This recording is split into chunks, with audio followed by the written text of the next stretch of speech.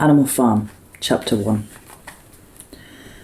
Mr. Jones, of the Manor Farm, had locked the hen houses for the night, but was too drunk to remember to shut potholes. With the ring of light from his lantern dancing from side to side, he lurched across the yard, kicked off his boots at the back door, drew himself a last glass of beer from the barrel in the scullery, and made his way up to bed, where Mrs. Jones was already snoring. As soon as the light in the bedroom went out, there was a stirring and a fluttering all through the farm buildings. Word had gone around during the day that old Major, the prize middle white boar, had had a strange dream on the previous night and wished to communicate it to the other animals. It had been agreed that they should all meet in the big barn as soon as Mr. Jones was safely out of the way. Old Major, so he was always called, though the name under which he had been exhibited was Willingdon Beauty, was so highly regarded on the farm that everyone was ready to lose an hour's sleep in order to hear what he had to say. At one end of the big barn, on a sort of raised platform, Major was already ensconced on his bed of straw, under a lantern which hung from a beam. He was 12 years old, and had lately grown rather stout, but he was still a majestic-looking pig, with a wise and benevolent appearance, in spite of the fact that his tushes had never been cut. Before long, the other animals began to arrive and make themselves comfortable in their different fashions. First came the 3 dogs, Bluebell, Jessie and Pincher, and then the pigs, who settled down in the straw immediately in front of the platform. The hens perched themselves on the windowsills, and the pigeons fluttered up to the rafters. The sheep and cows lay down behind the pigs and began to chew the cud. The 2 cart horses, Boxer and Clover, came in together, walking very slowly and settling down their vast hairy hooves with great care, lest there be some small animal concealed in the straw. Clover was a stout, motherly mare, approaching middle life, who had never quite got her figure back after her 4th foal. Boxer was an enormous beast, nearly 18 hands high, and as strong as any 2 ordinary horses put together. A white stripe down his nose gave him a somewhat stupid appearance, and in fact he was not of first-rate intelligence, but he was universally respected for his steadiness of character and tremendous powers of work. After the horses came Muriel, the white goat, and Benjamin, the donkey. Benjamin was the oldest animal on the farm, and the worst-tempered. He seldom talked, and when he did it was usually to make some cynical remark. For instance, he would say that God had given him a tail to keep the flies off, but that he would sooner have had no tail and no flies. Among the animals on the farm, he never laughed.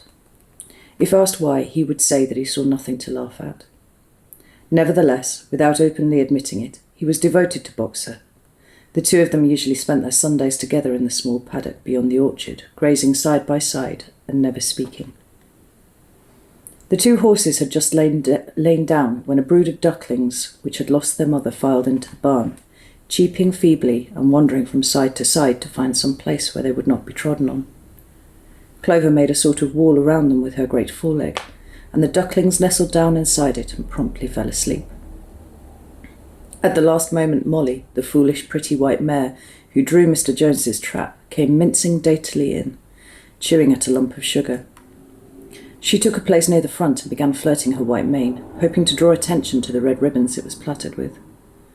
Last of all came the cat, who looked around, as usual, for the warmest place, and finally squeezed herself in between Boxer and Clover. There she purred contentedly throughout Major's speech, without listening to a word of what he was saying.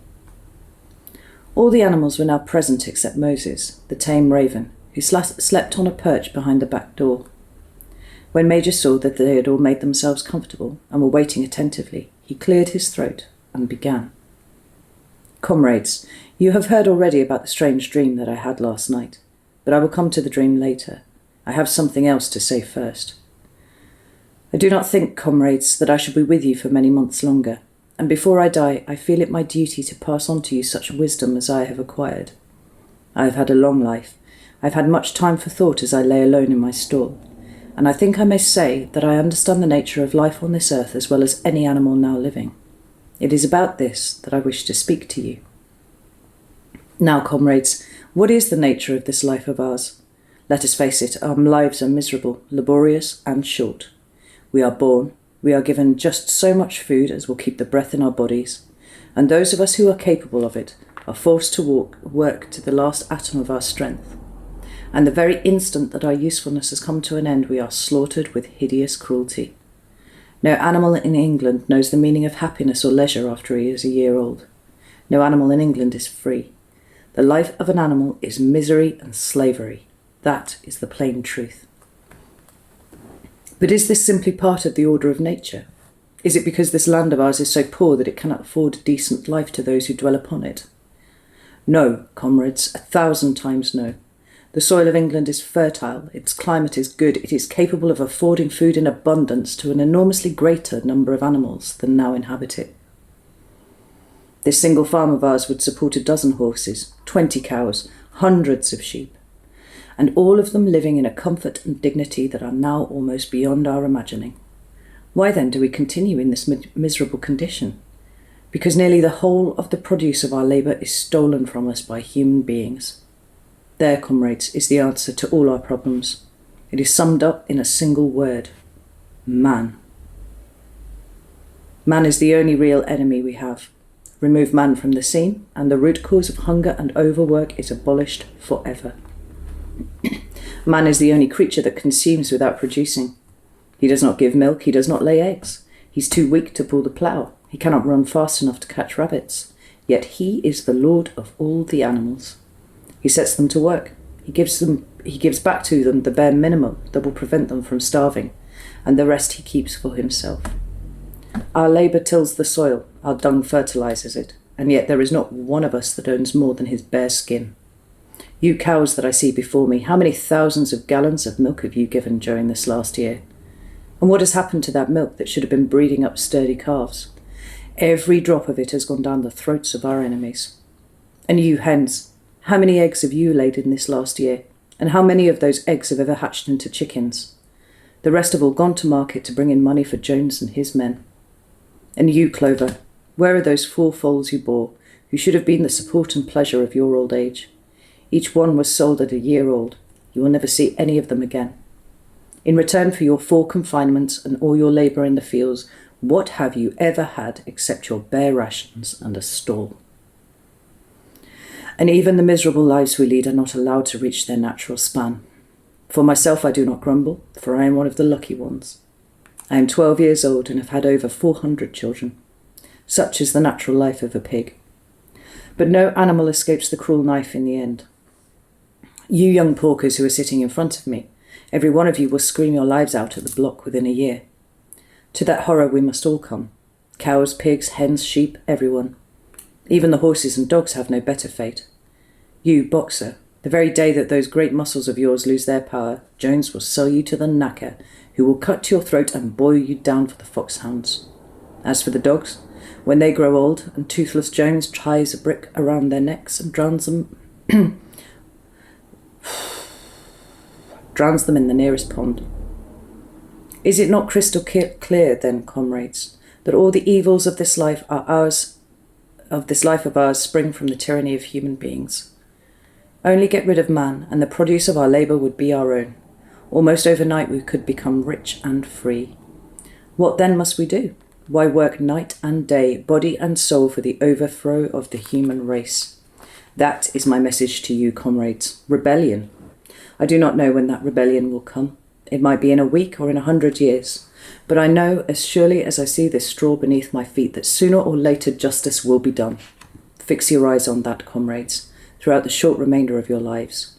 And above all, pass this message of mine to those who come after you, so that future generations shall carry on the struggle until it is victorious. And remember, comrades, your resolution must never falter. No argument must lead you astray. Never listen when they tell you that man and animals have a common interest, that the prosperity of one is the prosperity of others.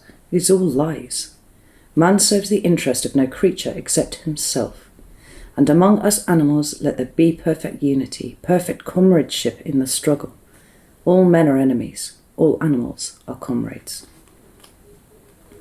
At this moment there was a tremendous uproar.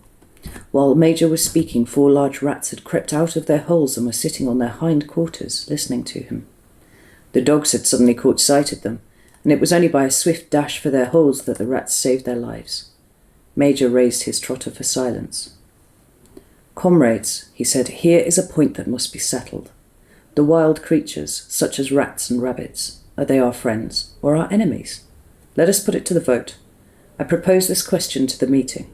Are rats comrades? The vote was taken at once, and it was agreed by an overwhelming majority that the rats were comrades. There were only 4 dissentients, the 3 dogs and the cat, who was afterwards discovered to have voted on both sides. Major continued. I have little more to say.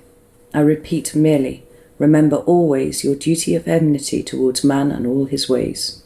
Whatever goes upon 2 legs is an enemy. Whatever goes upon 4 legs or has wings is a friend.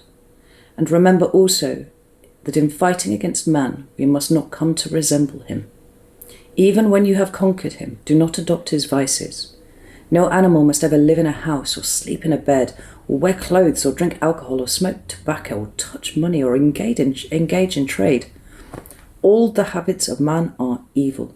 And above all, no animal must ever tyrannize over his own kind.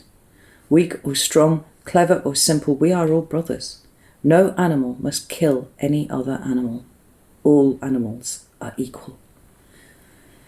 And now, comrades, I will tell you of my dream of last night. I cannot describe that dream to you. It was a dream of the earth, as it will be when man has vanished. But it reminded me of something I had long forgotten. Many years ago, when I was a little pig, my mother and the other sows used to sing an old song of which they only knew the tune and the first 3 words. I had known that tune in my infancy, but it had long since passed out of my mind. Last night, however, it came back to me in my dream. And what is more, the words of the song also came back. Words, I am certain, which were sung by the animals of long ago, and have been lost to memory for generations. I will sing you that song now, comrades. I am old, and my voice is hoarse, but when I have taught you the tune, you can sing it better for yourselves. It is called Beasts of England. Old Major cleared his throat and began to sing. As he had said, his voice was hoarse, but he sang well enough, and it was a stirring tune, something that ran between Clementine and La Cucaracha. The words ran, Beasts of England, beasts of Ireland, beasts of every land and clime, hearken to my joyful tidings of the golden future time. Soon or late the day is coming, tyrant man shall be overthrown, and the fruitful fields of England shall be trod by beasts alone. Rings shall vanish from our noses, and the harness from our back. Bit and spur shall rust forever, cruel whips will no longer crack. Riches more than mind can picture, wheat and barley, oats and hay, clover, beans and mangel wurzels shall be ours upon that day. Bright will shine the fields of England, purer shall its waters be, sweeter yet shall blow its breezes on the day that sets us free. For that day we must all labour, though we die before it break. Cows and horses, geese and turkeys, all must toil for freedom's sake. Beasts of England, beasts of Ireland, beasts of every land and clime, hearken well and spread my tidings of the golden future time. The singing of this song threw the animals into the wildest excitement. Almost before Major had reached the end, they had begun singing it for themselves. Even the stupidest of them had already picked up the tune and a few of the words, and as for the clever ones, such as the pigs and dogs, they had the entire song by heart within a few minutes. And then, after a few preliminary tries, the whole farm burst out into Beasts of England in tremendous union. The cows lowed it, the dogs whined it, the sheep bleated it, the horse whinnied it, the ducks quacked it. They were so delighted with the song that they sang it right through 5 times in succession, and might have continued singing it all night if they had not been interrupted. Unfortunately, the uproar awoke Mr. Jones, who sprang out of bed, sure that there was a fox in the yard.